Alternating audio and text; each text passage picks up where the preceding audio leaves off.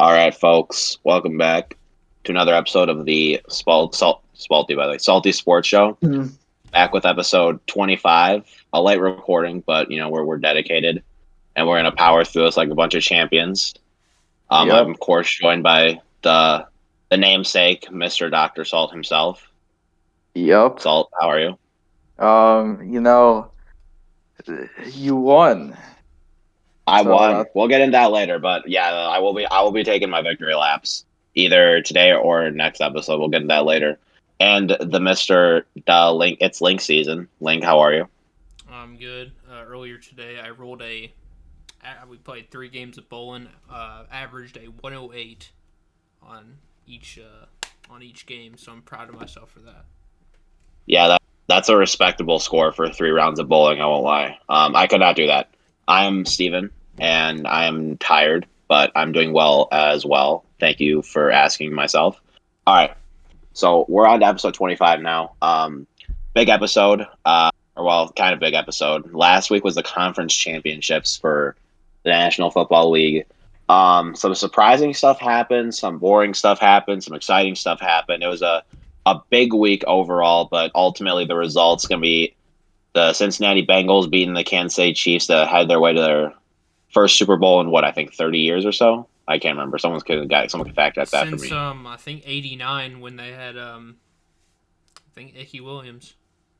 Yeah. So yeah, it's about 33 years. So it's pretty nuts.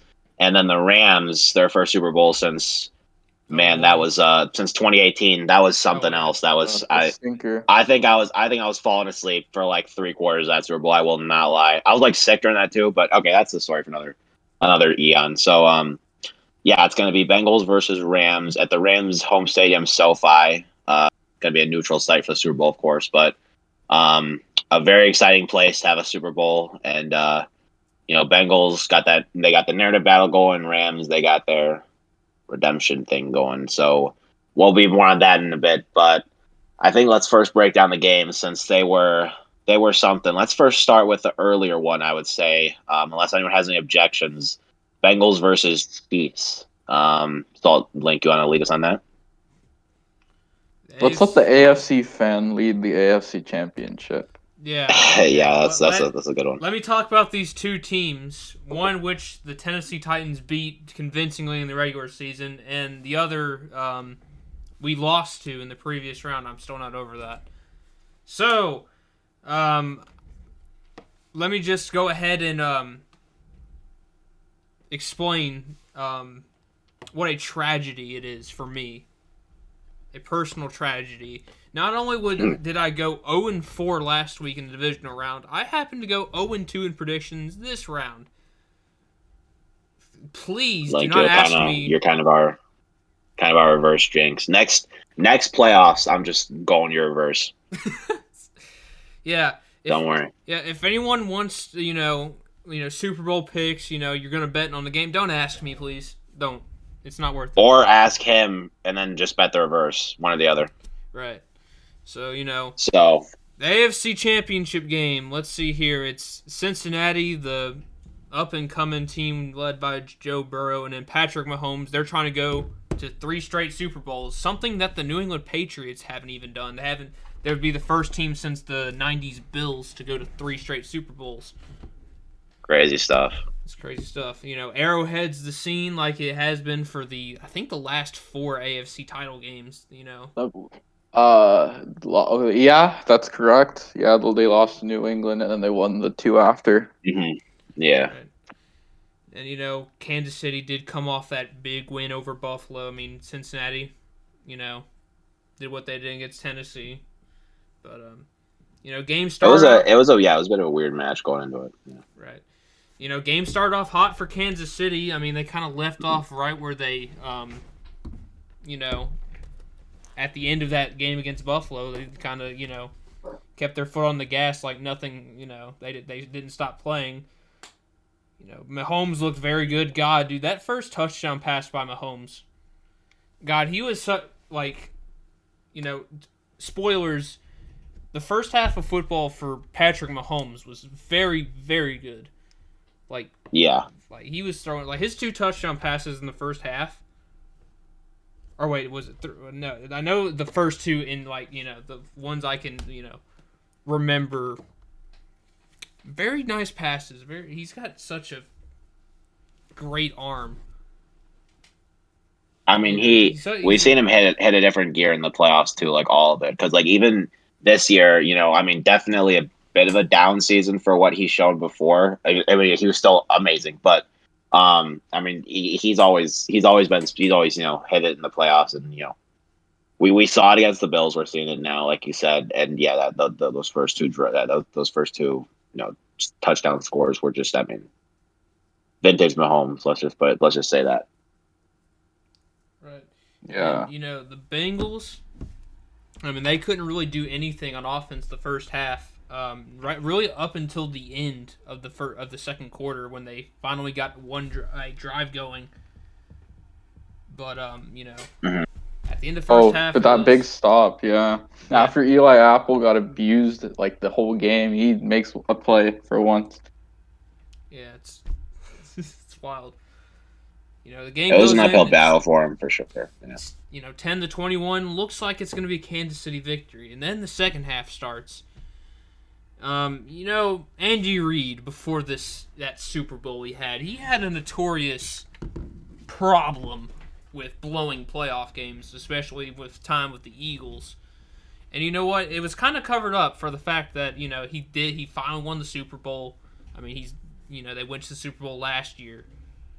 But unfortunately, that bad side of him had to come back and really cost Kansas City this game because second half the Chiefs offense, who were explosive in the first half, just died. Just really sat there and they couldn't get anything going. I mean, and we've seen the Bengals defense too. I just want to add, it was a two. You got to give both sides credit. I mean, you have to give the Bengals credit for really stepping up, and you have to give the Chiefs. You have to recognize that their offense was stepping down. But the Bengals, I mean, they stopped Tannehill, and sure, say we will about Tannehill, but I mean, he was still a good quarterback this year, and they have a very good offense, and they have a very good coaching system. I mean, they were the 1 seed for God's sakes, even in a crappy division. That's an accomplishment. And they were able to stop the Raiders, who again limited offensive upside there as well. But again, it's been a respectable defensive effort for the Bengals all, and they gotta give both sides their due credit. Yeah. Yeah, the Bengals have just played well, but with the Chiefs, man, Patrick Mahomes played the worst like half of football in his career on a big stage. It was really weird. At least in that Super Bowl loss, like the team around him was failing to function, and it just felt like no one could get anything going. He had his problems. But in this game, he was in that second half specifically. He played well in the first, specifically in the second half. He was the big problem, and the Bengals did what they had to do to chip in and get right back in it. They failed to put the dagger down. They failed to do anything there, and that's how they won. I mean, that was just an insane affair right there. We gotta talk about that last play. I don't know who wants to take the lead on this. That last, Mahomes at the goal line. They were down, but or what were they down? I can't remember. They were down by a field goal, and they were within. Yeah. They were within the Cincinnati 10-yard line. Yes, we gotta talk about that last play. That was all right. First of all, who are we faulting that on? Let's just put this out there. Who are we faulting this on? Is it going to be on Mahomes? Is it going to be on Reid? Is it going to be on BNB? Who are we saying screw the pooch here? Honestly, I mean, as soon as they got to the, within the Cincinnati 10-yard line, it felt like the play call, I mean, Mahomes couldn't find a man open, but I also think, Mahomes could have done at least, I mean, instead of running around the pocket for 15 seconds and just trying to run around and find something, I mean, as a receiver, I mean, you got to try to at least help your quarterback out. I don't know what was the deal, but yeah. I mean, Mahomes almost. I mean, on that last play, Mahomes almost cost them the game. They went from 3rd and goal on the 9 to a 4th and goal on the 26. I mean, of course, Harrison Butker. I mean, Yeah. from the It's Harrison 26. Butker. I mean, automatic right there. But still, I mean that was a pretty bonehead move by Mahomes there. And It's either sealing the game. It comes down to sealing the game or taking the game into chance mode again. Yeah, and Mahomes Ultimately, is went the latter. which is Mahomes. wild Yeah, because a week earlier you see Mahomes those last in 2 the minutes big of the stage, Buffalo game, big stage. he I mean, showed up. he showed up. Everyone showed up too. It was a whole. It was just like a collective. I mean, it was just it was what the Chiefs. It was what we know the Chiefs can do at their very best. You don't see it often, but you don't see teams kick into third gear often. But when you do, it's special. And then especially this team, that's when you saw it there. But this time it was just. I mean, it was like they were just breaking towards the end there. Both teams were just trying to, instead of putting their foot on the accelerator, both teams were just trying to limp across the finish line and see who falls first. And I mean, it was a weird effort too, because it really felt like the Chiefs had command of this game for most of it. At least, even if they even for all the shortcomings, it was disappointing to see that effort at the end of it. All right, and Whether I don't know who you blame, but it was just very, very disappointing. And it was very frustrating too, even as a football fan. I mean, it's just like, what the hell's going on here? Yeah, right. But as for mentioned, Harrison Butker did kick the game-tying field goal to send the game to overtime. The overtime that helped Kansas City win the game last week, and honestly thought it was going to help them win this week when they won the coin toss, because we already went over that last episode about the overtime.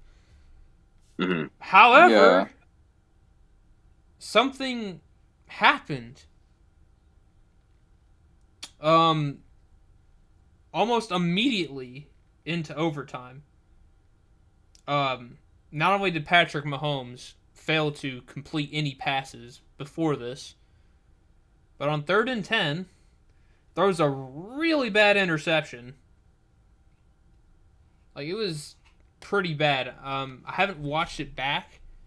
I'm just kind of going off memory here.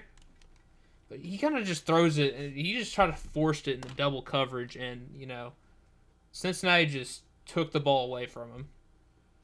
And, It's kind of one of those plays you make when you're just hoping to and get something and done. the Bengals, they didn't even bring too much pressure in the second half. They really dropped into coverage a lot, and Mahomes, he just failed to do anything, even with the pressure being more minimal. It was the higher focus and taking away men. And even when guys would get open, like Travis Kelce on the sack play, it was wasn't great. But enough about Mahomes. I mean, can we talk about kind of what the Bengals did well more? Yeah, let's shift some focus there. I will complain one more time because that this really did hurt the Chiefs a lot, and this will kind of go into how well Joe Burrow did.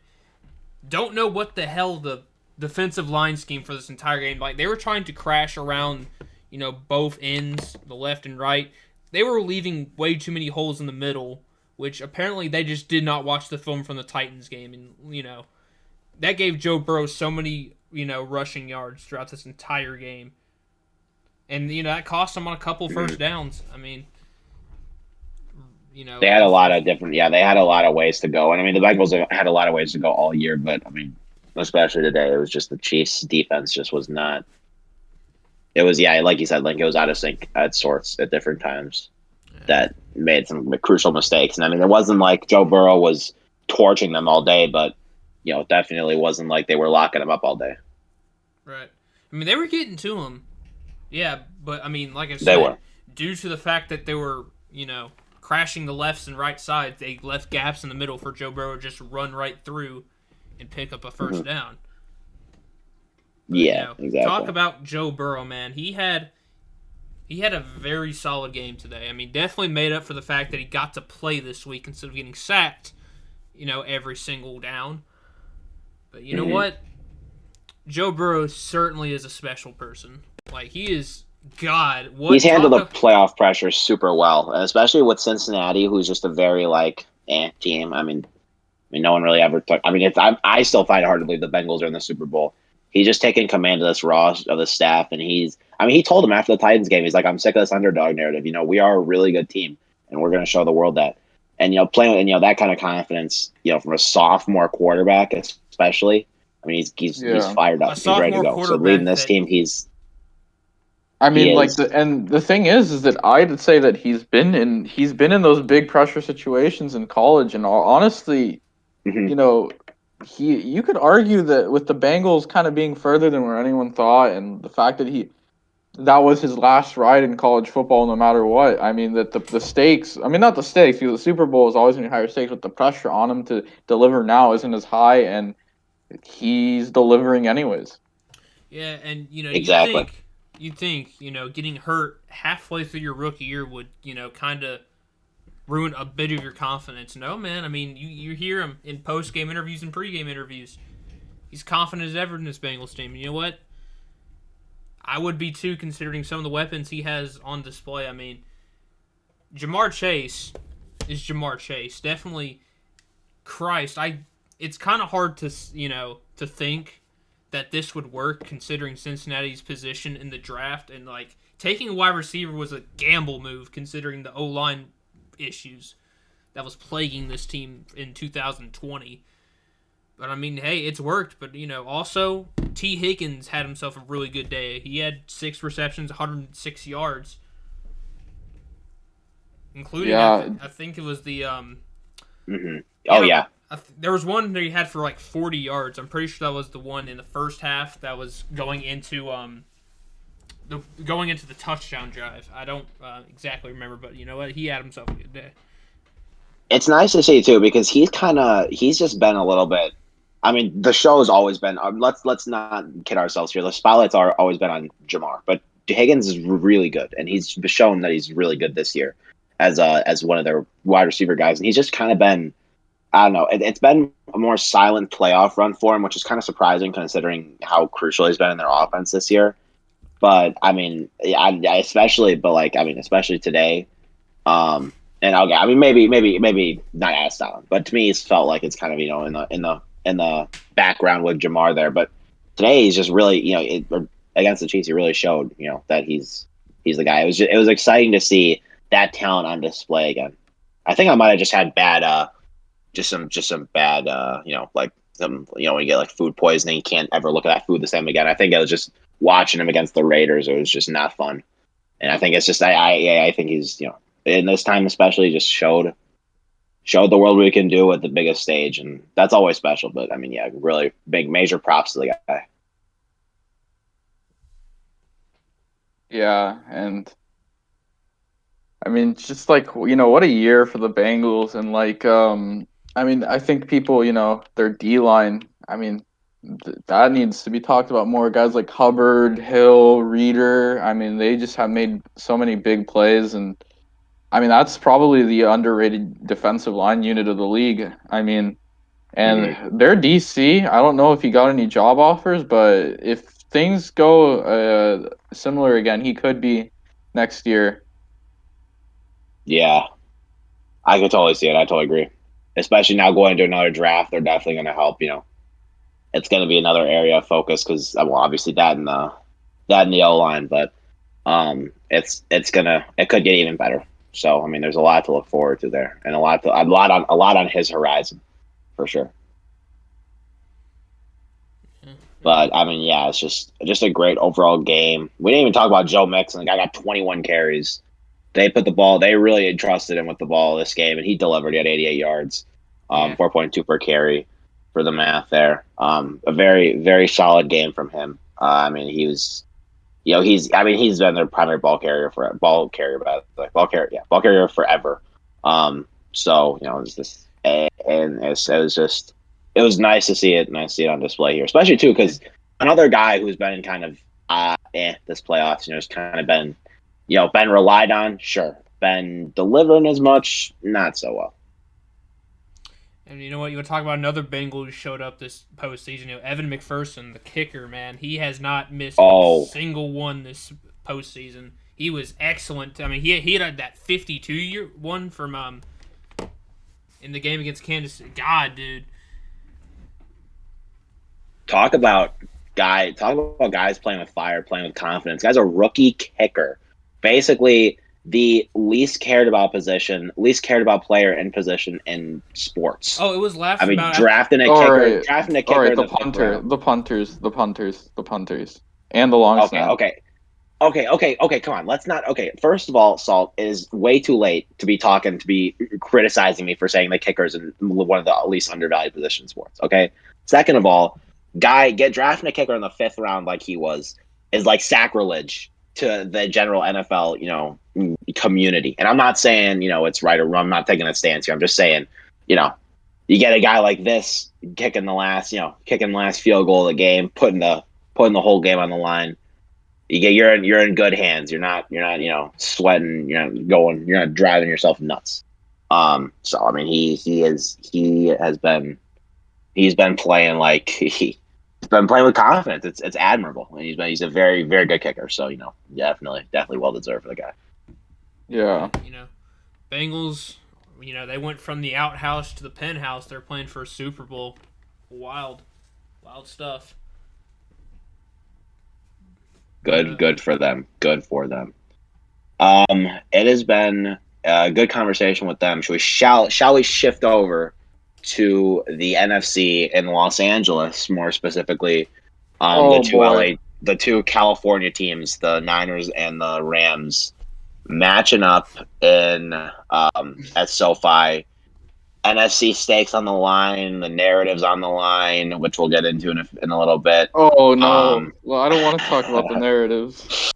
oh yeah, we'll be talking about the narratives, all right. Rams No. came out of it again by 3, 20-17. A less exciting game, but had some moments. Anyone want to start us off? Get the ball rolling here. So I mean, it was. I mean, early on there was not a lot of scoring. Like primarily, I think the Rams had a chance to be the first one on the board, couldn't capitalize, and then the Niners they got on the board, made it 7-0. So when the Rams couldn't capitalize, it was because of a Jimmy Ward interception off Stafford. I believe it was tipped. And then after that, the Niners took it down the field and scored themselves, and the Rams equalized. But where things got really, I would say, really interesting, um, what I was I believe the Rams had an opportunity to really swing the game and go ahead, and Stafford threw a beautiful ball down the field to I believe it's like their fourth wide receiver. I forget his name. He hasn't really been a big part of that offense, obviously, but he was open, schemed open beautifully by McVay, and he dropped a perfect ball, and that really opened up the game for the Niners. And what did the Niners do? I mean, I don't remember if it was before or after halftime, but they capitalized and up 14-7 and then 17-7. And then where the game got crazy is at the end of the third quarter. The Rams finally got a touchdown to make it a one-score game. I'll let someone else take it away, kind of. Steven, if you want to talk about the once we got to that point, because my memory Yeah, after that is kind of hazy right now, or fuzzy, I guess is the better. yeah. It was it. I was kind of I was petering out a little bit towards the end there, but damn, I'm trying to like I hate to put this in your hands, Link, but I think you honestly might be able to take better control of this than I can. Okay. Uh, Yeah. take over here. Yeah. So it's weird. The Rams were already in pretty bad situation entering the fourth quarter. I mean, they were down, 17-7. They've already used 2 of their timeouts going into the fourth quarter, which is Oh, yeah, something. they used some. They used a couple challenges. I They remember used the that. Yeah, challenge they on. only one of them was like an actual timeout. The other 2 were lost challenges, or eventually we'll get into it. But Yeah, Yeah. but that was the challenge in the first they half. quickly lost all 3 timeouts. But Yeah, they used one, even though despite being the home team, they couldn't get the ball snapped. So just tells you, really says a How lot about crazy that was. There was a Vince. lot of Niners fans Hey, in I SoFi. said there'd be. I said there'd be. But There indeed was. you know what? prior to, they were driving well. They immediately score on their, they finished their drive to start the fourth quarter. And then San Francisco, they didn't really have they got to midfield and they had to punt. And then I think it was the drive after that was when the Rams had another good drive and kicked the field goal and ended up tying the game. This was with about 7 or so minutes, if I remember. But something like that, immediately, yeah. San Francisco just kind of like the Chiefs. After the fourth quarter, the offense just didn't really get to go anywhere. They 3 and out. And I think that was the last one. It was a really bad Jimmy G incompletion. I think he had to throw it away. Yeah. You're talking about the final drive, Jimmy the interception. No, not that one. It was the 3 and out punt. He had to throw the ball away right. twice in a row. Yeah, the Niners just really could not get slam the door, and that was the capitalize on Russ and Rams situation. Yeah, pretty much. Who else in the final play? So you go. I was just gonna say, just another moment in Kyle Shanahan's legacy where things just were ugly in the fourth. He averted that in Dallas, really closely averted that in Dallas, but in this one, the Rams, with their good, competent coaching, they are not going to let Shanahan get away with that. I think that would be the appropriate way to mention that. And who else but too, by the way, to put the nail in the coffin for the Rams, but their rock, their shining star, Aaron Donald. On that last Niners last drive, last chance, trying to get in a field goal range, tie it, trying to make a touchdown drive, maybe. God knows, crazier things have happened. Last play there, can't remember the play exactly, but it was Garoppolo spent a lot of time in the pocket. Donald, no offensive line's holding that guy back, and I think the pass was tipped. Maybe I can't. I'm trying to remember for sure. But I know it was the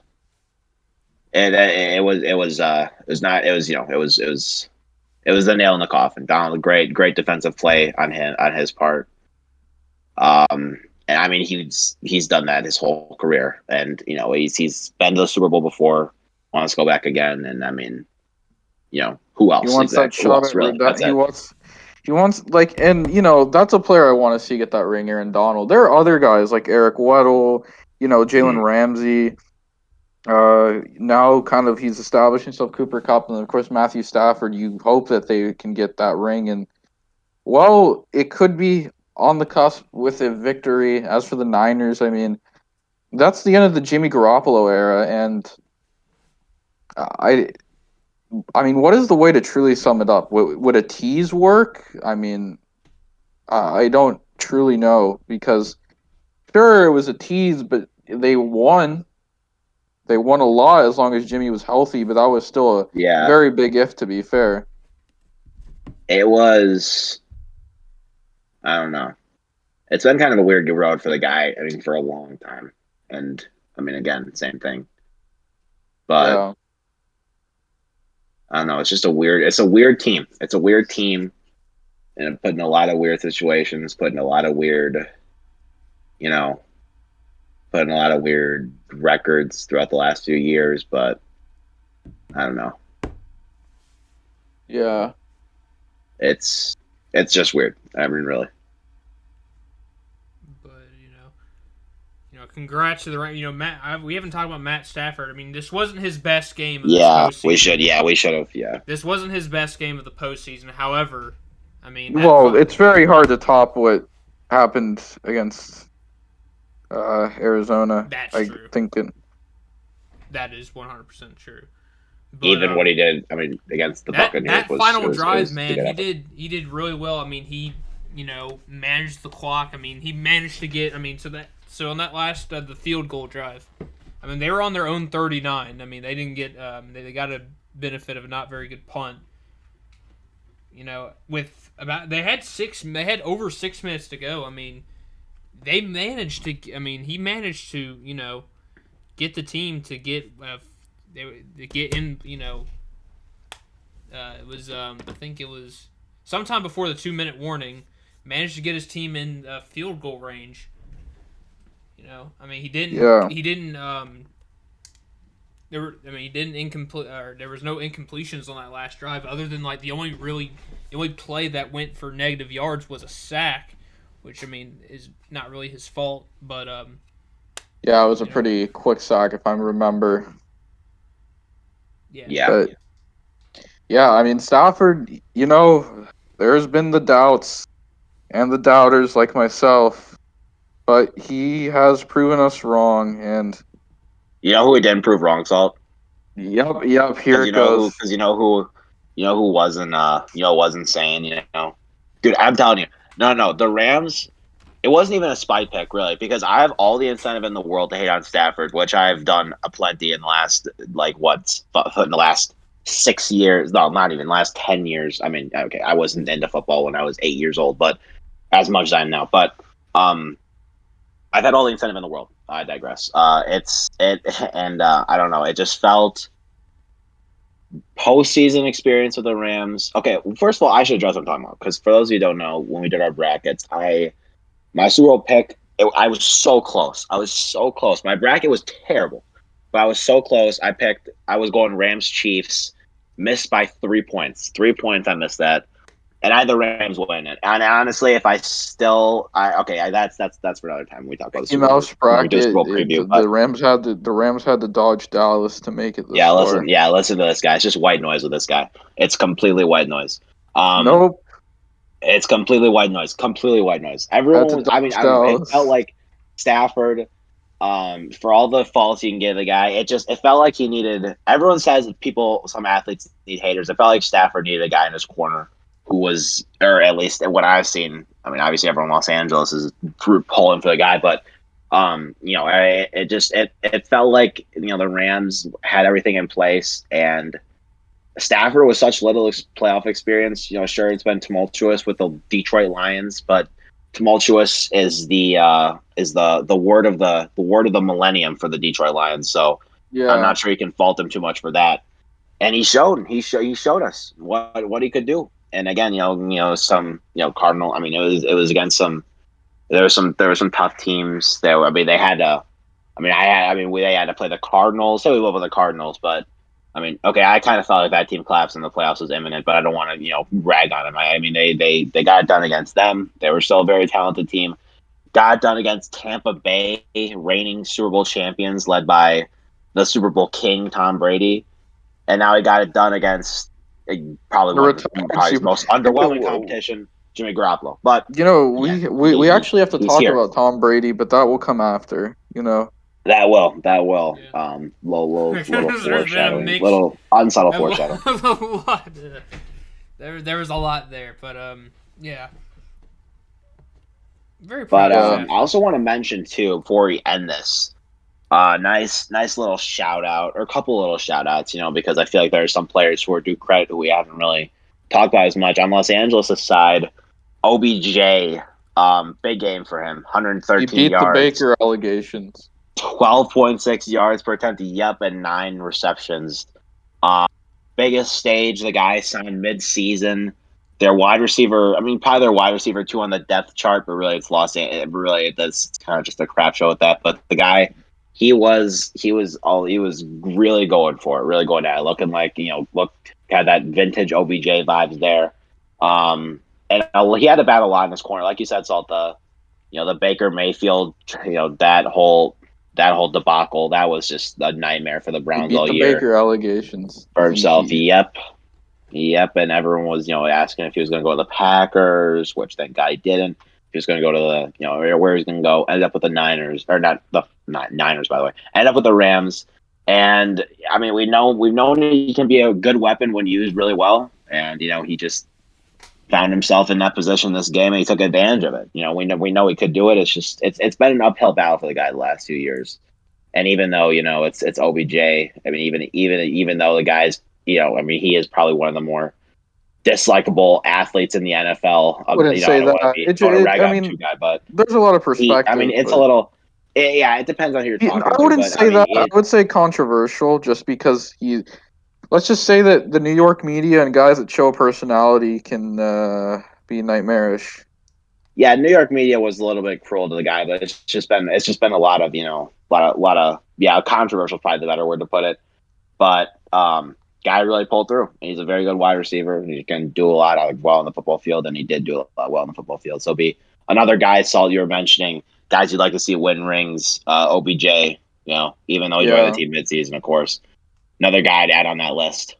I mean, all the stuff he's been through. It's just it is nice. I mean, if we had Ryan on the show, maybe he'd give a bit of a different perspective. But that is we don't need I to know go that a into too lot much of detail about Giants that. fans are pulling for him. I know Browns fans That's nice. probably do feel differently, though.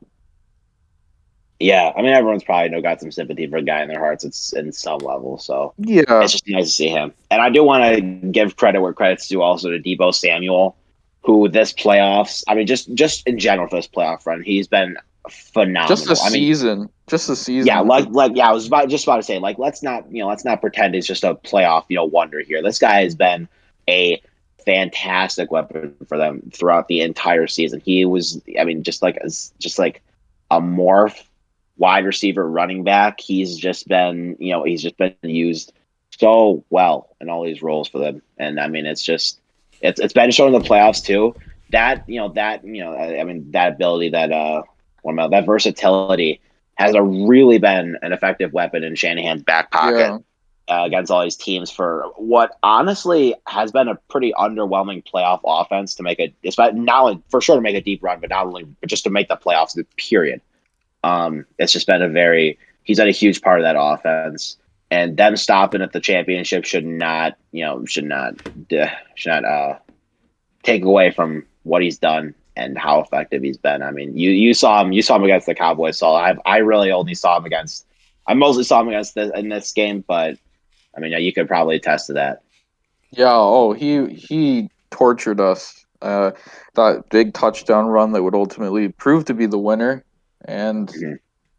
that was the one that made me kind of give up until like the false hope came back. But yeah, it was truly the winner. And Yeah, very, very, very good player. But unless anyone else has any final sayings, any last sentiments, any big hurrahs, I'd say sure. good luck. Congrats to the Chiefs and Niners on a great Yeah, season. and Good luck. we're gonna do an Yeah, actual preview of the Super Bowl next. Well, not really next week at this point, but in a few soon. days. Yeah, that Yeah. will come out soon. So You Yes. know what's wild? I mean, So look out for this is that. the second straight year that the home. Well, there's technically a home team in the Super Bowl. It's sure, wild. like Oh yeah. it never happened beforehand. Yeah, and it's happened for the last 2 straight years. So where's Super Yeah, Bowl when the Bears get it, 53? and Where's Super I Bowl was I was just 53? about to make a Bears Arlington Heights Or joke, but that would have been very bad. Thank God I did not. Actually, it's a very like circumstantial thing because of delays on the building of SoFi. That's why Mhm. that last Super Bowl was in Tampa and this one's in Los Angeles. where's next year's Super Interesting. Crazy. Bowl? Is that Minnesota, I no? think. Is it Oh, Minnesota? I could be is it wrong. really Minnesota? I It can't could remember. be. They go in What a Pennsylvania. shitty place to put a Super Bowl. I don't care. I don't know. What a shitty place to have a Super Bowl, bro. Those guys are gonna get frostbite Well, putting their they have rings on, they're an dude. indoor. Putting their ring. Okay, yes, sure, but dude, being in Minnesota in general, come on, man. Those guys are gonna be freaking having a This, battle nerve damage putting on those rings. yeah, the last time the Minnesota hosted a Super Bowl, Philadelphia Eagles won the Super Bowl. Wow, really? I hope it's a good track record. really.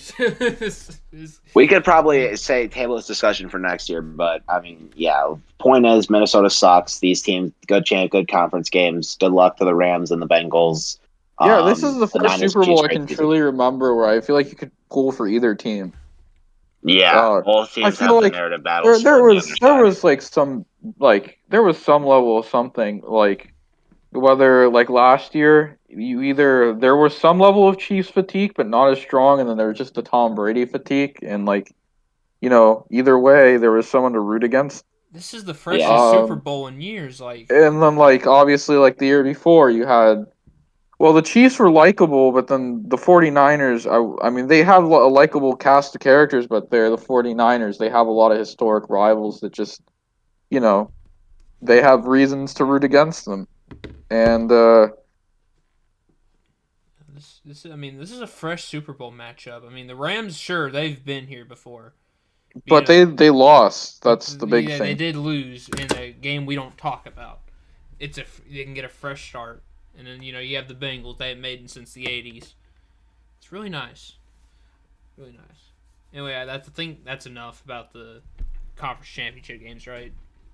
I don't have any more. Yeah. I got nothing more to I say. would say so. Yeah, I mean, it's just been again. It was a good slate of games, very fun to watch, and it's going to be an even more fun Super Bowl, which we will talk about in a few days, probably very close to when this episode will release. So Yeah. yeah, And Speaking of for the Super next Bowl, one, mhm. speaking. before we get into the next thing, let's just talk about Tom Brady real quick. And Man, I had a really what good a transition for it, and then damn it. Oh, my bad. So, what a career for, let's just say the greatest of all time. Um, I mean, what is there to say that can't be said already? Because the media beats to hell and back his accomplishments. I mean, the 7 rings, more than any single franchise, in the history of the league, is insane to me. Yeah, he was part of the. I mean, he's been on part of just extremely dominant Patriots teams. I mean, even the ones that, I mean, even the '07 team, they didn't win the Super Bowl, but I mean, they went 17-0, and guess who was quarterback? That was Tom Brady. That was his MVP season, right? That was his first MVP season, Right. and a historical one as well. Right. I mean, And I feel like just as a sports fan in general, you grow up with the name Tom Brady and you're ingrained in your mind. I mean, it's just the guy. I still remember like when I was 10, just when like it was a different feeling when a Patriots game was I'm on, I'm even if they were playing 18. some shitty AFC East team. I don't care who it I'm was. 18 It's just a now. different I feeling. can I can remember I can remember from 10 years ago, 9 years ago, 10 years ago when Madden would have him retire after the first year.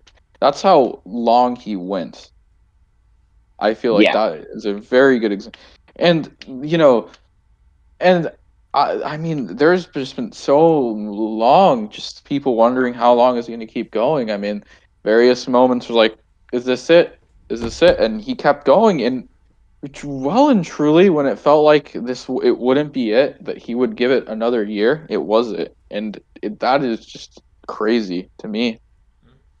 yeah. it's wild. It, I it's mean, he's got such like it's kind of a very perplexing history to like some sports fans. You know, I was going to get out of the way first. Before I get into it. I think Tom Brady's greatest football player of all time. oh, That or absolutely. I best didn't think it's a debate. quarterback. All that. But he's had a lot of perplexing moments, and there's haters out there. I mean, and you know what? Yeah, I'll agree to some of them. Definitely in his first few years, definitely. We'll say, I mean, his defense did help him out a lot because that was a very good If Patriots you win, defense. I'm gonna say this, However, Link. I'm gonna play devil's advocate for a second here before you go on. If you win 7 Super Bowls, there's gonna be a degree of luck to your career, no question about it. A degree of good luck, right, and it is gonna be strong. right. You know what? I mean, he was good, but I mean, his defense definitely was better than he was, especially those early years. But you know what? The years go on, and he broke himself out. I mean, proved every doubter wrong. Especially in the 2010s, like, he Yeah, even I mean, I late feel like 2000s, early 2010s. I think people don't realize that Tom Brady could honestly have like 2 or 3 different Hall of Fame careers if you split up the years in his career. I mean, um, Mhm.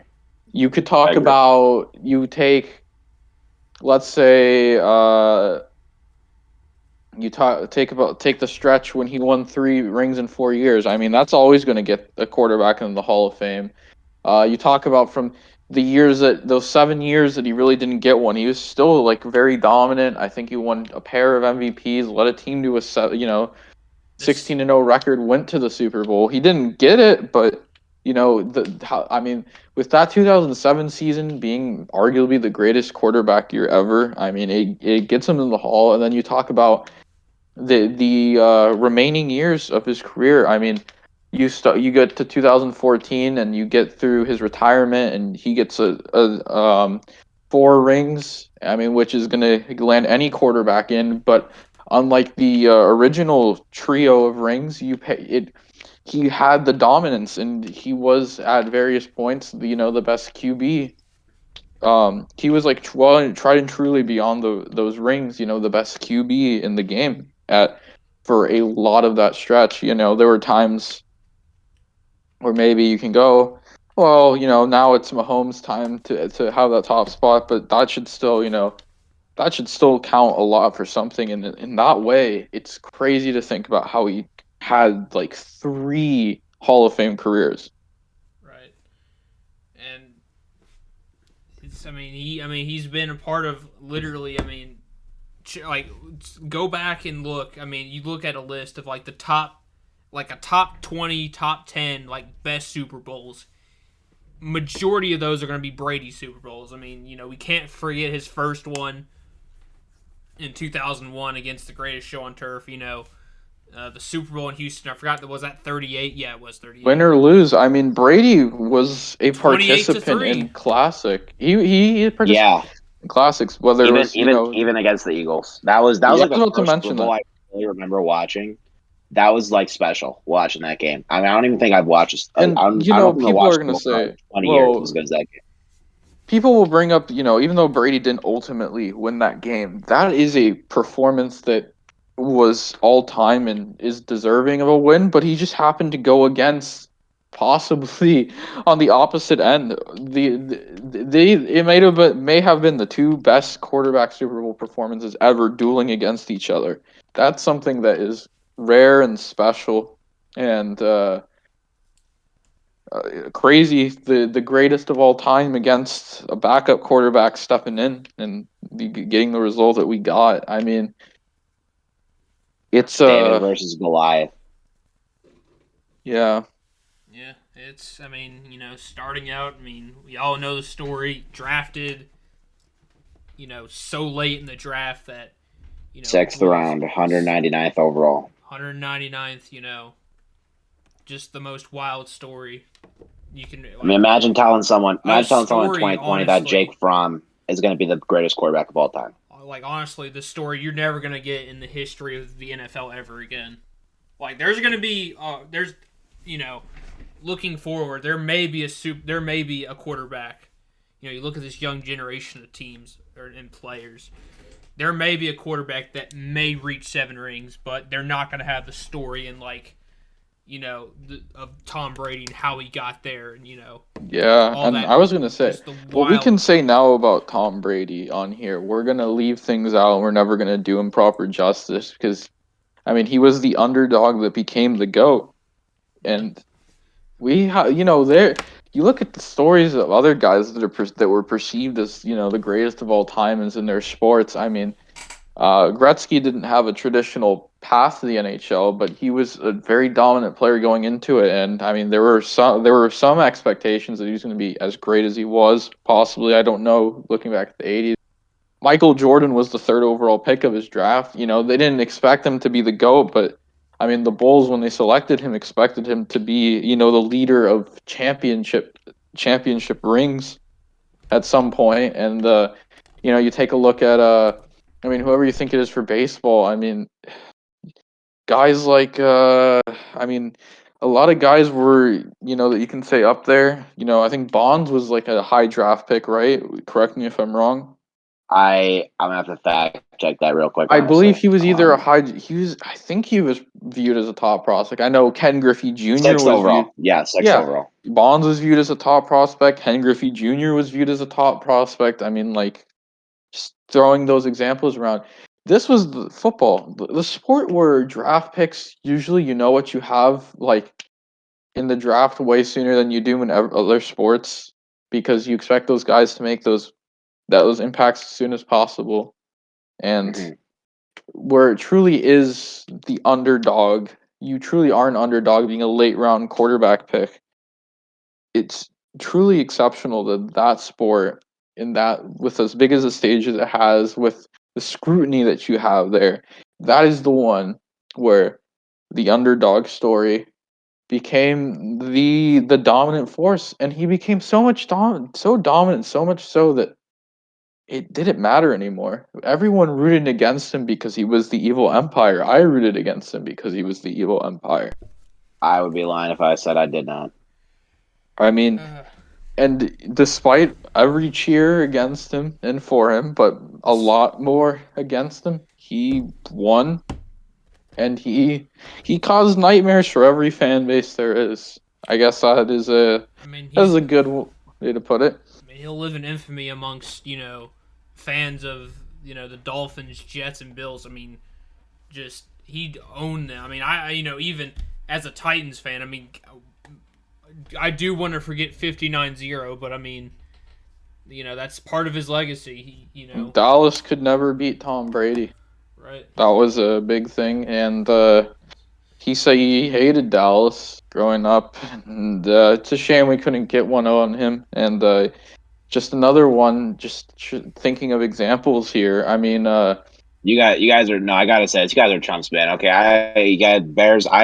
Bears will have at least the Trubisky 60-yard Hail Mary to Kevin White. That was 1 yard short of a touchdown with 1 second left on the clock against the Patriots. That would have won the game. I think that was like 2018. That was a 12-4 season. oh yeah, that was That was tough. that Yeah. was that was what I got. But yeah, no, he tortured everyone. He And never I gave mean, anyone you mercy. look at fan bases. It's just the AFC East, they despise him. I bet you those NFC South fan bases don't like him either now. Outside of Tampa Bay, and then I mean, hey, I I mean, there are I mean, he's been, his career hasn't always been squeaky clean. I mean, he's been in some really deep, controversial yeah, stuff in his career.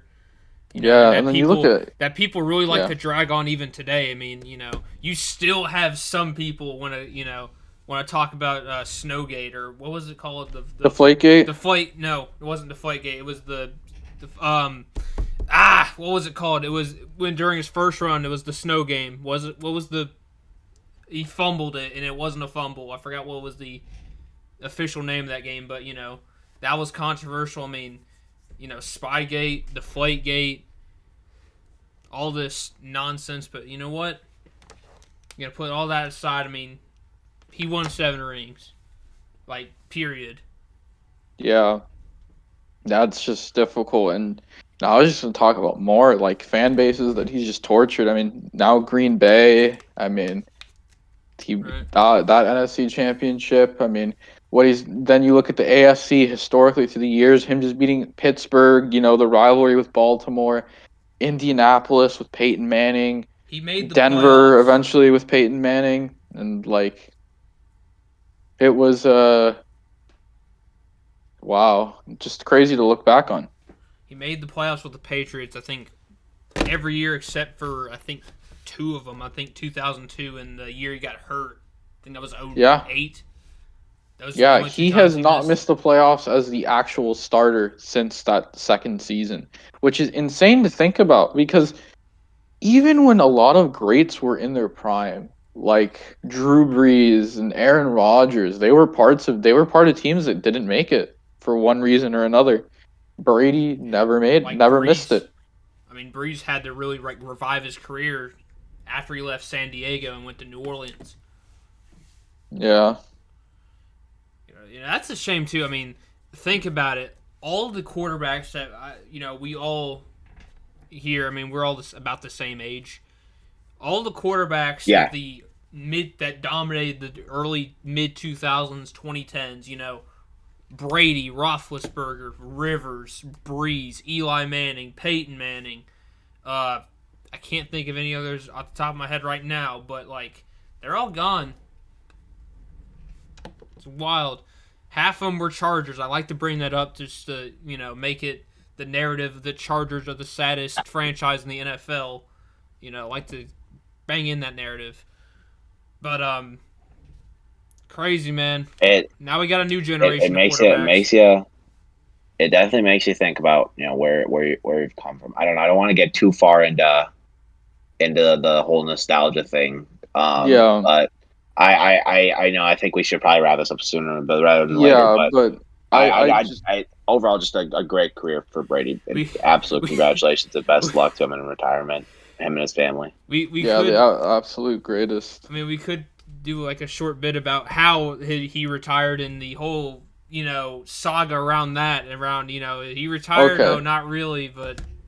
So yeah, That so is like just yeah. so it my assumption here, so Adam Schefter had reported that Brady was retiring. There were rumors about it possibly being on the cards after their elimination of the Rams. Um Tampa sources later came out to say that Brady's decision was still up in the air, and a few days later it's official, he retires. He posts on his Twitter. And obviously, the Buccaneers and the Patriots, they, on their own sources, they give him proper thanks due to what he means to both teams. And obviously, the feeling around this is that Schefter probably leaked this far too early before the Brady camp really wanted this. Um, so he got clowned on for being unreliable. This isn't the first time Schefter has spilled the tea too early.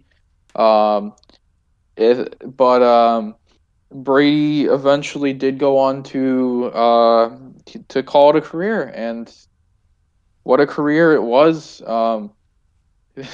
Jalen Ramsey noted how he was a little astounded by the fact that that last touchdown that he'll ever throw was against him. It was that nice throw to Mike Evans, and man, I mean, well, you can also assume that possibly, I mean, this is overshadowed, and what a shame it is overshadowing it, that the greatest tight end ever, in my opinion, Rob Gronkowski, is going to go out with Brady. Um, and what a career for Gronk, and a congrats to him. And they're going to go out as a duo that they brought joy and championships to two different franchises. And I mean, it's astounding. I mean, but yeah, I mean, that that whole saga happened, and he did retire. And really, when we least expected it, he did it, because there were times where it could have happened. We could have seen it coming, whether in the follow up to some of those Super Bowl wins, or losses, or just when he was going to leave New England. Or we really thought this time Tom Brady for sure he's gonna stay, and then the rumors start flowing around, and then he does it, and wow. Yeah. It's just it was a rocky road, but we're there, and I'm happy. We're all really happy for the guy, even though we've had our bad experiences, bad runs with him. We're just all we wish him the best of luck over here at the Salty Sports Show. So Tom, if you're ever watching this, you have our everlasting gratitude. Please be a Uh, guest. yeah, actually, yeah. If you ever watching this, by the way, we're gonna drop our Twitters in the description. Just DM any of us, and we'll respond in like 5 seconds. Yeah, like we'll see And it's yeah, Tom Brady. Yeah. we will do anything. So and yeah, enough of getting Tom Brady to go on our podcast. Anyway, let's move on to some other stuff. We've gone, there's a new slate of head coaches for a lot of NFL franchises. Just going overall, this is gonna be kind of off the top of my head. Even you start But with your Bears hire, because of yeah, course. I just want to brief it overall off the top of my head. I think that so the Bears, yeah, we like I said, the Bears hired Matt Eberflus, defensive coordinator for the Indianapolis Colts. Chiefs. Did you say Chiefs? Indianapolis Chiefs. Okay, it's early, it's late. Okay, I'm sorry. Okay. We're not that ever happened. No, Never it's happened. Never okay. It's happened. all Never right. happened. It's all right. No, It's no, all no, no. right. We're Indianapolis good. Colts. Indianapolis Colts. Oh my God. Okay, yeah, I'm brain dead. Okay. I'm never recovering from that. New York Giants hired Brian Dabble, the offensive coordinator for the Buffalo Bills. Was on purpose. Uh, yes, Jacksonville Jaguars hired Doug Peterson, former head coach of the aforementioned Super Bowl champion Philadelphia Eagles.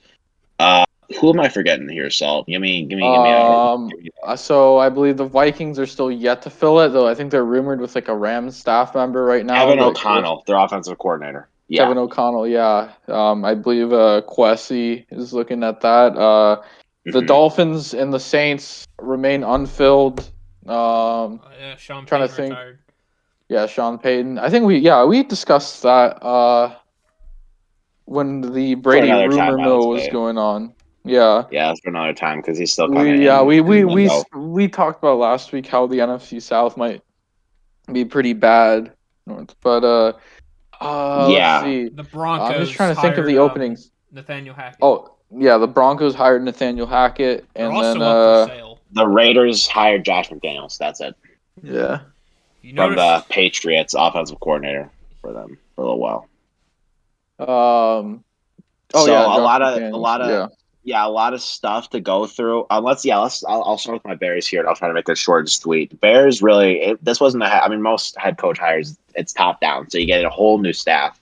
Not unlike it for the Bears. Bears have been in coaching staff limbo for a long time. Matt Nagy brought one originally, and everyone's optimistic on that. But of course, 2019, 2020 happened. Everyone was kind of, banging on the door, hoping the guy would get fired. A lot of turnover there, a lot of play calling duties given. It was a weird time. So everyone's pretty much gone now. Um, Eberflus brought Colts. I'm gonna forget names here. For a majority of these guys, but he brought Colts linebacker and cornerback coaches, and I believe Alan Williams, our new defensive coordinator, from the organization as well. Though I'm not totally sure what role he had for them. Could be wrong about that, but the offensive side, which everyone was talking about, because with the defensive hire, I mean, this is a conversation for another time, but I'm not a big fan of this. Offensive mind is always the way to go argument for a head coach. But everyone was really looking at the OC hire as the big thing after he got hired, and they went across the pond, across state borders to Wisconsin to poach Green Bay's quarterback coach, Luke Getzey, who reportedly was kind of in on a lot of those, some of the plays they ran, and helped with Adams' development. And everyone's optimistic that he's going to bring a lot of RPOs to the Bears' offense, which could be very very effective if Justin Fields develops well, or it could be very effective yeah, in developing Justin Fields really. Um, so a lot of turnover. Some other guys, wide receiver coach, they got New York Giants ex Tyke Tolbert, I think his name is. Could be wrong about that. Um, let's see who else. I'm just neglecting to remember anyone really. They were offensive line coach. I'm also forgetting his name. Ex Falcon Steelers assistant. Uh, so I mean, yeah, it's complete turnover. Right? It's not super important, but yeah, with Eberflus, he's bringing a lot of defensive experience. The Colts' defense is very good, and again, you can't really yeah, credit the coach with the whole defensive thing because you don't know how much of a hand he had in making Darius Leonard go from a second round pick to an All Pro. You don't really know all the specifics for sure, but the guy is bringing a lot of great minds from a very esteemed organization. Defensively, offense, just in general, but defensively especially, they've been yeah, really solid. And it helps too. He was groomed in the Cowboys org, so I'll be honest. It did give me a little bit of nice safety net there. Cowboys guy, any guy groomed in the Cowboys defensive system is basically begging to get hired as a head coach. So Maybe not those years he was there, but I'll Okay, let you well, have still, it. they had the makings. They had the makings. They had the Look, makings. All right. his resume with the Colts is more than enough to justify it. Okay, you Okay, don't have yeah, sure. All right, yeah, let's okay, we'll just put it that way. But yeah, no, I would say a solid hire for the Bears. It's a lot to be uncovered. Of course, you can't really judge a head coach hire based on our first time head coach hire before he's even played. But yeah, solid for him. Um, the none of us are really super fans of, and none of us really fans of any other hires. So I guess we can go with them a little bit more quickly, but still going with them a little bit more in depth. Giants hiring Brian Dable, yeah. a lot of a controversial guy over the last year because I feel like everyone's kind of gone through the motions with him in terms of whether they liked him as a head coach candidate or not. But there's no doubt he's had a hand in a very good Bills offense, and for a first time head coach hire, definitely one of the best guys on the market. And the Giants, I don't know. It was a weird run with Joe Judge. He's always a really weird pick to go from wide receiver coach to head coach. It was a weird thing. And Jason Garrett, offensive coordinator, they needed turnover, and of course hiring Joe Schoen. I don't know how to say his name. That was kind of the early hints of Brian Dable going across the pond from Buffalo to New York. So yeah, I'd say a solid hire for them. Vikings. Of course, if anyone has anything to say here, please interject. I don't want to be an echo chamber here. But Viking Kevin O'Connell, Chiefs, very good offense, of course. Coaching under Yeah. Sean McVay is probably the big thing for him. Hopefully, bringing some of that expertise into the Vikings offense.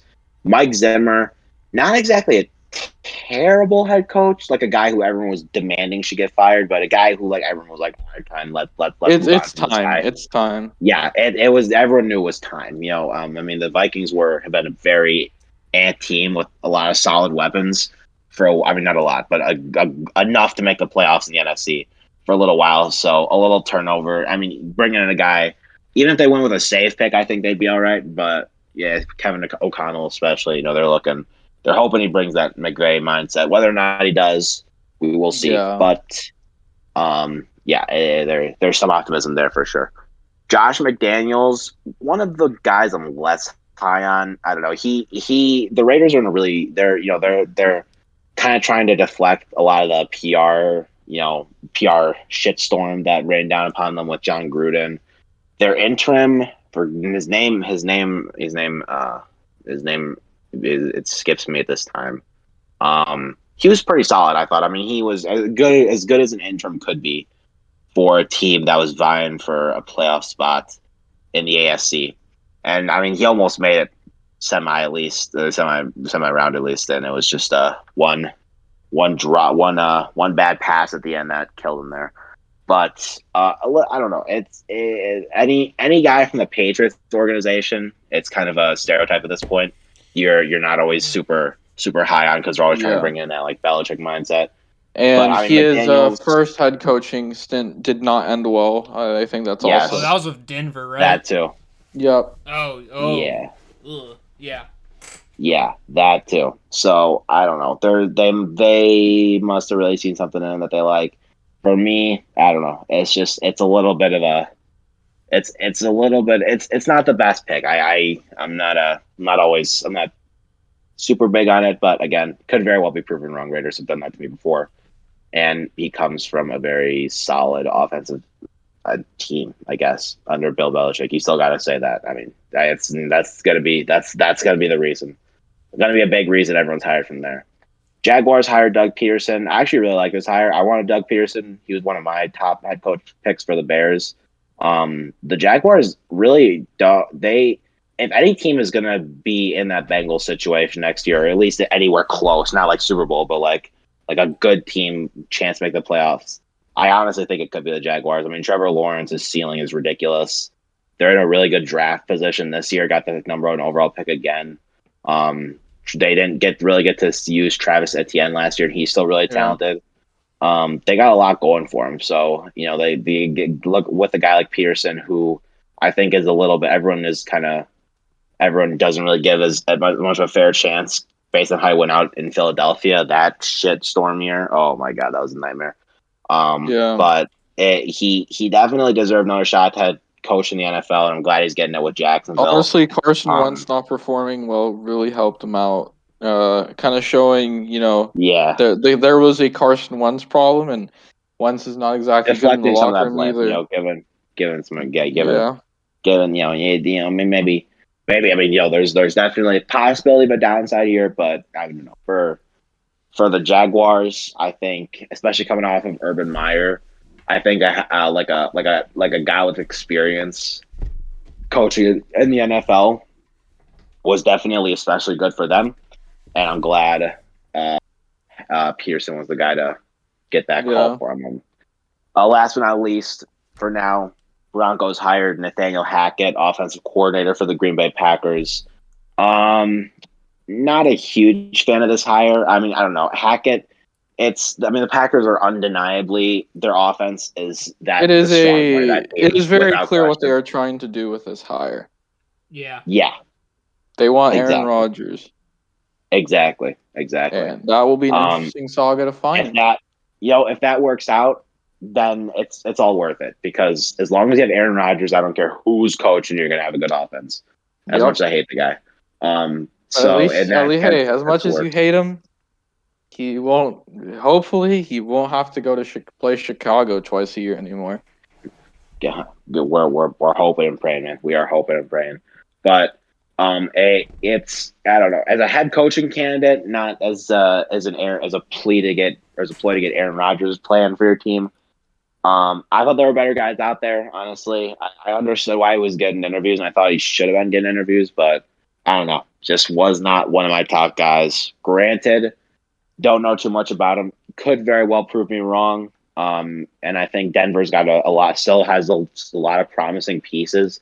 They just really got that quarterback hole. That's the big problem. That huge giant hole there that they're hoping, an Aaron Rodgers sized hole, if you will, that they're hoping gets filled this offseason. So, we'll see. We'll see how that goes. But yeah, a lot on the horizon for a lot of these guys.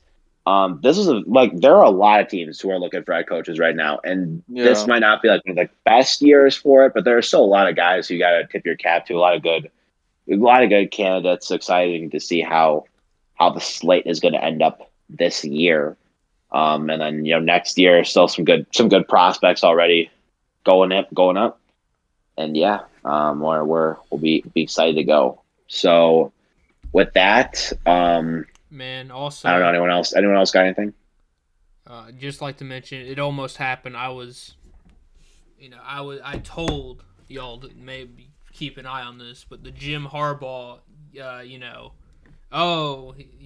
apparently he was going to be, according to a Michigan alum, he was going to be the next head coach, or he was going to meet with the Vikings. And then, I really thought it was a smokescreen. Like I mean, at first I thought he was actually going to get hired, but it really seemed like a smokescreen. Yeah.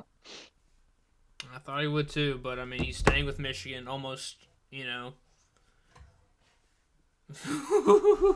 Apparently, he Oh wanted god. like a John Gruden contract. That was like what I heard.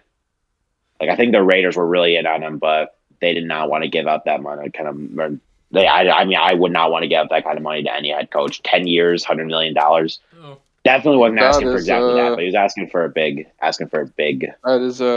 up. yikes. well, they're asking to probably match his college contract right now because he's Yeah, making at least. just as much as that. Another thing about Michigan, his Michigan contract right now is his buyout currently isn't very big, and so possibly he can be using a negotiating tactic to Yeah, up that's what that. I was thinking. That's what I was thinking. That's what I was thinking. Yeah. But as So yeah, yeah, Jim Harbaugh debacle, everything going on like that. Anyone have anything else with football, or shall we move on to some NHL Uh, NBA stuff? should we talk about the Brian Flores stuff? we can give it a quick kind of thing because we talked about Dabble. So I think the big thing to take away is there's a lot that can be up for dispute, but let's just talk about the things that allegedly happened and talk about some of the implications of these allegations. So we're talking Stephen Ross possibly asking him to meet with Tom Brady. as a free agent, forced in a situation where it would have been tampering, and that I assume isn't comfortable for Flores. Then you have obviously him apparently offering $100,000 for him to throw games, and he was apparently upset that Flores was winning enough games to make the team go 5-11. Wow. Um, I mean, say what you will about Flores, but I mean, but yeah, I guy, mean Flores he's a yeah, great coach. it's. I mean, playing like under that, that's like playing, with someone like on the back, looking over your shoulder 24/7. It's giant. You're under some giant thumb. It's tricky, Yeah. no doubt. Yeah, the Giants have already released a statement about all that, and I think more. There may be more to come because there's still that lawsuit up, and There will be for sure. I don't know. They It'll be interesting because I think it's going to bring up a lot of discussions. Not only about the just racism in the NFL in general, which there's a lot to be said there, or in sports in general, really. Um, but just about like you said, Salt, a lot of this tampering, a lot of this, this overwhelming, this the overwhelming degree of, or this overwhelming intensity with tanking, or this overwhelming what's the word I'm looking for, obsession with tanking. Yeah. A lot of stuff to a lot of the, well, I don't know, I can't remember what the name of the rule.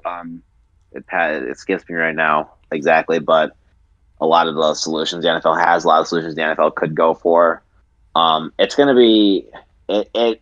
I don't want it to get into it too much. I feel like I don't want to. I don't want to really go on this episode too much. I think I think this is going to be a discussion for a long time. But it'll get its due. It'll run its due course eventually, and it'll be interesting to see how it pans out.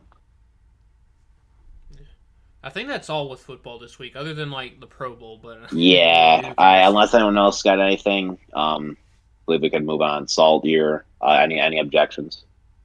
No, we can definitely All move right, on. So a couple All-Star games. Which ones do we want to discuss first?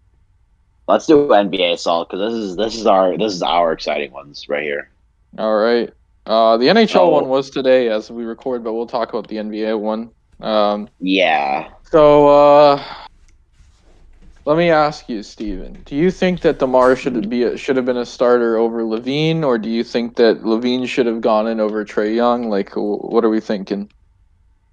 Like, yeah, Demar. I think Demar definitely should have been a starter. Personal. Okay, if you had to ask the objectivist in me, I don't think he's like a top three MVP candidate. Which again, it is impossible to be a top three MVP candidate, but he's certainly in that top 10 discussion. yeah, I would be hard pressed to name two guards in the East that are better than him. That have been better than him this year. And granted, let's be real here, he should not have been a guard. Although the forward competition in the East is much more steep, yeah. he should have been a forward. But I don't want to deflect from that too much. Um, but yeah, he definitely deserved this. I mean, he has been phenomenal this year. His jumper, has his fadeaways, his free throw shooting have led the Bulls to some victory. Have certainly led the Bulls some big wins, avoiding some big losses. And I mean, he's the rock of this team. There's no doubt about it. He's so consistent with his scoring. He is a really efficient scorer. I mean, he's all over the court. It opens up a lot of plays for the Bulls. I mean, it's just a lot to like with that guy. Um, for Levine, on the other hand, and you're asking whether he should start Trey Young. I don't really have any objections to that. I mean, Trey Young. It's been I kind of think I tumultuous, think I think tumultuous Levine road should too. I think Levine should be in over Trey Young personally. That's I totally understand that. I don't really have too much objections with it because I don't think it was like a blowout debate between the two. Especially yeah. with Levine being injured, I think is a little bit of a hurts his case a little bit, but it's. I mean, he certainly has also been a huge piece for the Bulls, and I mean, he's been a huge piece for the Bulls the last 3 years, but he is very, very good. And I mean, it, and I mean, I mean, at least he's going to be reserved. Thank God he's going to be an all-star period. But it's a little bit annoying not to see him in there. But, again, it's just, it's how it goes, I guess. Trae Young is still a very good guard, even though Levine did kind of own him when we played the Hawks. I'm not too upset about it. And of course, it's well deserved for Zach, it's asking for a lot for him to produce as much as he did last year, because he was like a 50, 40, 85 shooter on 25 points per game. That's like incredible. And he delivered. He's been doing that all season long. So credit where credit's due, tip of the cap, whatever you want to say. Very, very solid player. The one thing for me, I don't know, maybe this is a dumb point. Maybe this is the homer in me here, is the reserve pool for the East. It doesn't have a backup center. And all right, say we will about Nikola Vucevic, man. Okay. But I'm like not even kidding. He should have been close for all-star consideration in the East. Yeah. I'm just putting it out there. Yeah. So true. So true. I love this. Dude, he certainly doesn't piss me off. The tallest reserve it's got to be Tatum. I think he's like 6'7" or 8. But like, they don't have a backup center. It's just Joel Embiid, man. They're gonna have freaking Jason Tatum up against Karl Anthony Towns and Rudy Gobert. So they got no one to guard Rudy Gobert, unless you consider maybe they'll get Jimmy Butler guarding Rudy Gobert. So there you go. That's the plan there. You need a backup center, man. Okay, I'm telling you. And Vucevic, my rock. Let's just say, I don't actually remember if I voted for him. I should have, but Vooch, he's underrated. I don't want to get into a Vooch conversation too much here, but yeah, a very, very good slate for the Bulls. It's going to be super exciting watching DeMar and Zach in the All-Star game. And so let's not forget too here before I want to ask Link about this as well. Yeah. Ayo Dosunmu is going to be playing in the Rising Stars competition. Yeah. And my God, what a rookie year he's had so far. I mean, everything from the guy has just been, he 3-year college veteran. So, he's a bit more experienced than the average NBA rookie, but I mean, he's shown up in big games like he did against Indiana yesterday. He gets big minutes. He doesn't, he plays like a veteran. He plays really good defense. A very well-deserved selection for the guy.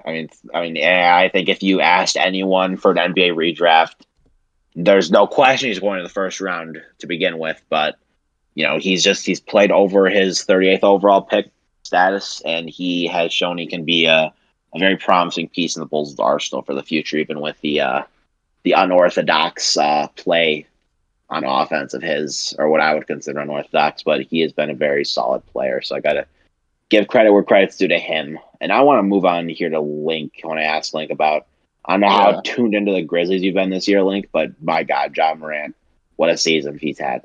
I mean, congrats on having that guy in your team to begin with, but well-deserved all-star starting spot for the guy. It was about, it's about time, because last year, he was kind of snubbed from the All-Star game, but he's getting it this year, starting the Western Conference. God, it's so... With Steph Curry, that's right. What an honor. I think it's the first Grizzly to start an All-Star game since one of the Gasols, I'm pretty sure it was, I think it was 2015. Yeah, that sounds about right. But I can't complain about this, considering, he is averaging over 25 points a game, 26 points, I think. I think that's got to be top 5 in the NBA right now, right? I think so. I'd have to double check, but it's certainly up there. His scoring output for sure. He's averaging 26. Yeah, I can't complain. He's so fun to watch. He's one of the best paint shooters in the NBA right now. Oh yeah, his mid-range game is beautiful. It is undeniably beautiful, and he is so athletic. My God, he makes plays that you'd expect from, like, I don't know who you'd expect it from, but some of his She has chase down blocks off the glass. I mean, you saw LeBron James. The guy's 6'8" and he's a superhuman athlete. I mean, he's got a 40-inch vertical. You watch John Morant do that. It's like watching someone jump on the moon. Yeah. Right. I mean, the only thing I have to really complain about Morant is like he does tend to try to be over aggressive.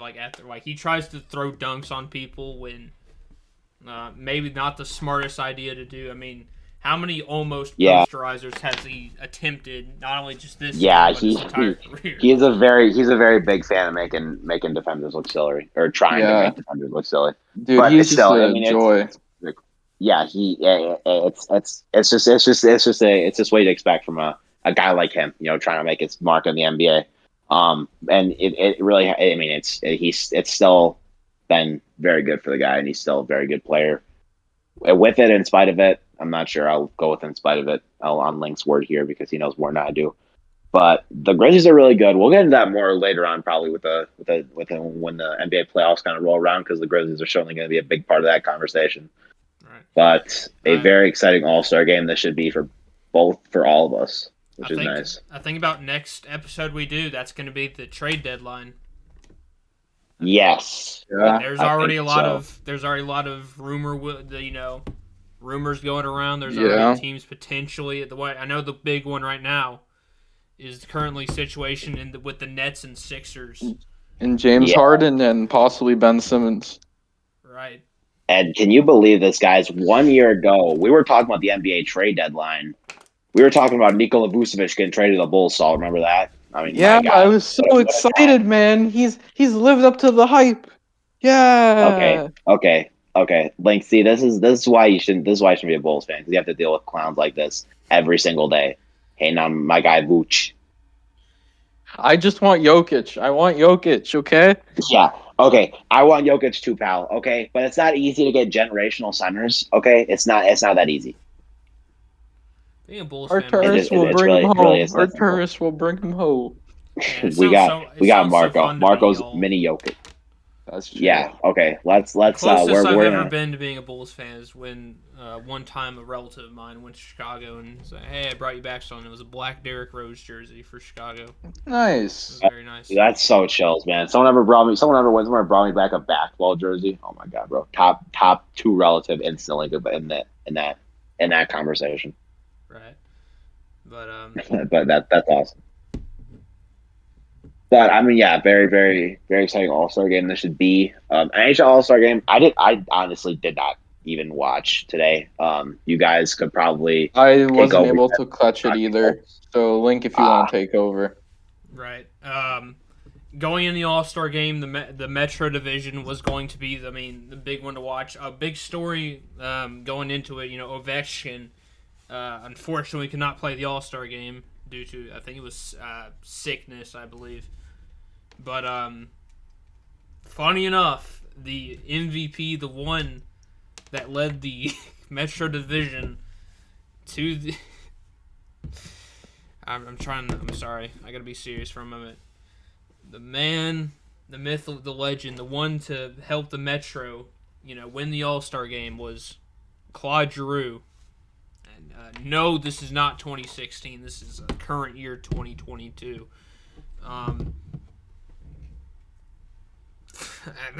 That's pretty wild right there. I know Saros. As a Preds fan, I was happy with Saros' performance. He played well. Dang, who else? There was I think Yossi scored early. I think it was the game against the Atlantic. We put up 8 points on the Atlantic, by the way, which was really nice to see. Especially, I think the Atlantic was comprised mostly of Bolts players who, by the way, the Bolts players did dominate All-Star Weekend. The skills competition, Hedman won hardest shot by I think it was 102 or something like that. I don't exactly remember. I think it was. That's ridiculous. Yeah, but it will never match last year's. I forgot what the record is. I think it's 108.1. But Andre Valenevsky, he won the shootout challenge, or the not the shootout challenge, the save streak. So another bullet got there. Big upset in the fastest skater was Jordan Kyrou. He ended up beating Connor McDavid in the finals, and then and really what was the NHL's version of the slam dunk contest was the breakaway challenge. Controversial as of course they had the hometown hero win the game, or win the competition. However, I mean you can't. I mean, honestly, kind of Trevor Zegras for the Ducks. I hope I pronounced his last name right. If not, I'm sorry. He definitely got snubbed with his ridiculous homage to the dodgeball movie. With he had the Average Joe's jersey on. He was blindfolded. He had his teammates throwing dodgeballs at him, but yet he still did a nice one-handed score right there. He was honestly snubbed, and he should have won it. But what are you gonna do? I don't know. NHL All-Star Game. It's just. I can't. I mean, it's not as exciting as I don't think they'll have as interesting as events as the NBA does. I think right now, definitely I feel like the NBA and MLB have the best All-Star weekends. Oh yeah, no question. No question. No one even. I don't even watch the Pro Bowl. Honestly, I just use that Sunday to regroup. But yeah, NHL's still fun. I mean, they still got some good. It is kind of like the NBA's. I'll be honest. I just think there's just a different degree of hype with the NHL and NBA. So it's same to an extent with the MLB. Maybe I'm just more of an MLB than NHL fan. Yeah. But yeah, it's still nice. As a hockey fan, it's just I definitely. I mean, I'd take the slam dunk contest over the breakaway contest any day. Definitely. I would very well do that as well. But yeah, I think it's still with them pregame festivities are when and just introducing the players. That's when everyone really gets hyped up. Yeah, I can't believe this year 2022 and Claude Giroux won an MVP for an All-Star game. I'm sorry, I can't get over that. That's pretty nuts. That's freaking wild. But now we are. You were having quite the kick out of it. Yeah, I mean, with the way the Flyers have been this year, this is probably the only highlight of the season for them.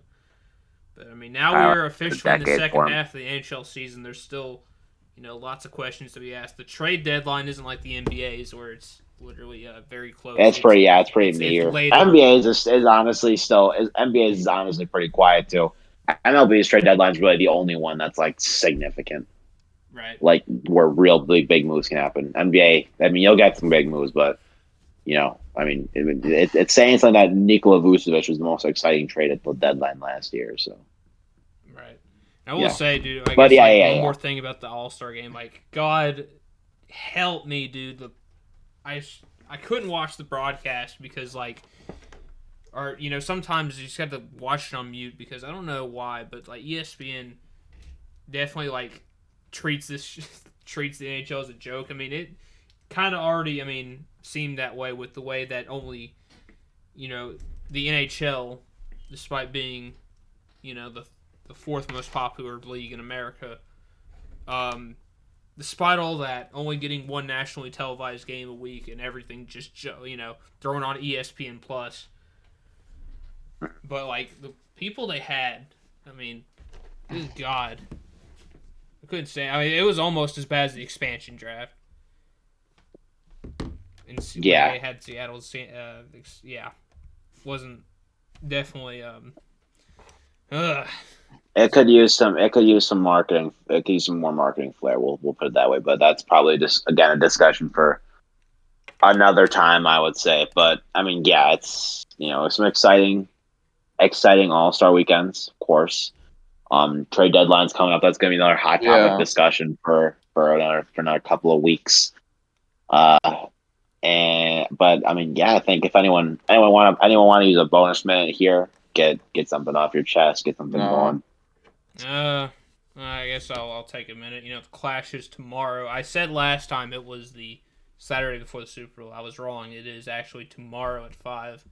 The official kickoff to this new era of NASCAR.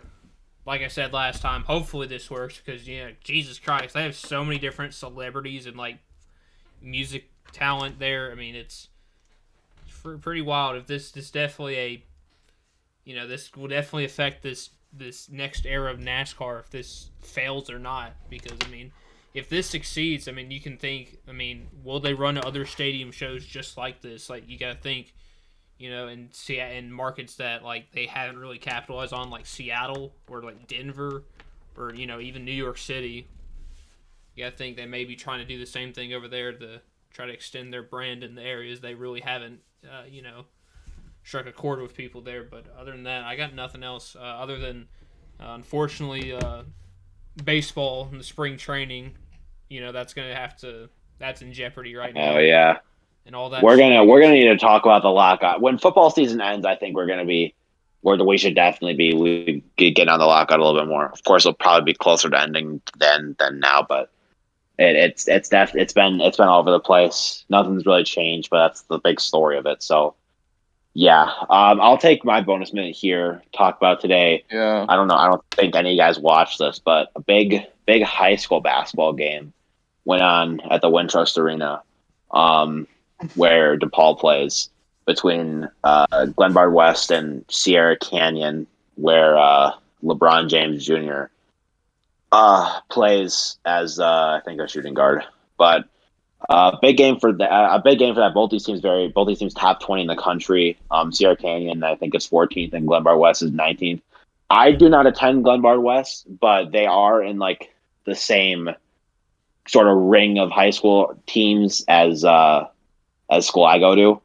So I was kind of tuned into that. It was a very big game, not only because Bronny's playing in Illinois school, but everyone. Everyone was going crazy. Glenbard was going crazy. Demar and Javante were both there actually. So I don't know if you saw the Bulls tweet about that. Yeah. But yeah, it was a very exciting game too. I mean, both. I mean, you wouldn't. I mean, for an Illinois team to take a college team, or take a college, by the way, take a California team, only beat them by 3 is something. It came down to a buzzer beater 3 at the at the end of it. But it was a very, very exciting bout from both sides. Both of them playing their heart out and playing really good basketball. I mean, both these teams are just so talented. And I know Sierra Canyon also has, I think, I forgot who, Amari, his last name skips me at the moment. I want to say Bailey, but I think that's wrong. I might not be though.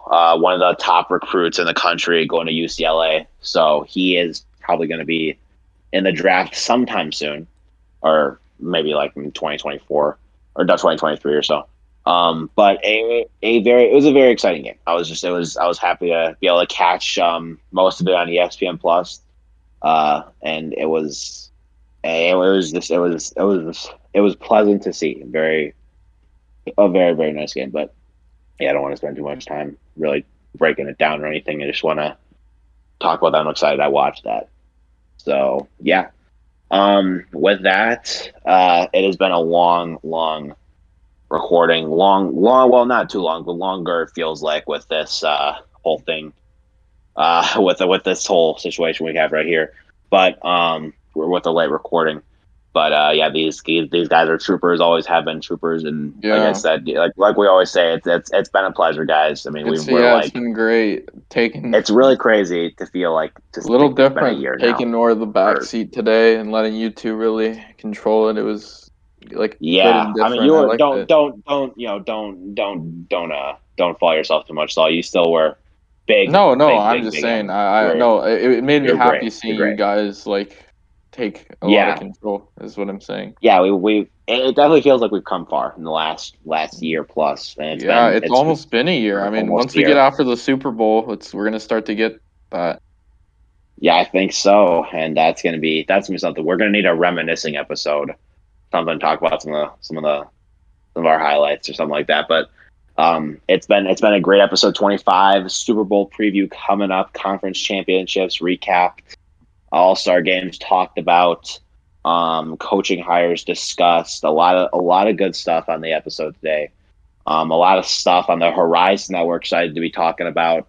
And I mean, yeah, thank you guys for sticking with us. If you're still watching up to this point, I've been Steven, Link, and Salt. If you guys want to give a quick goodbye, see you guys.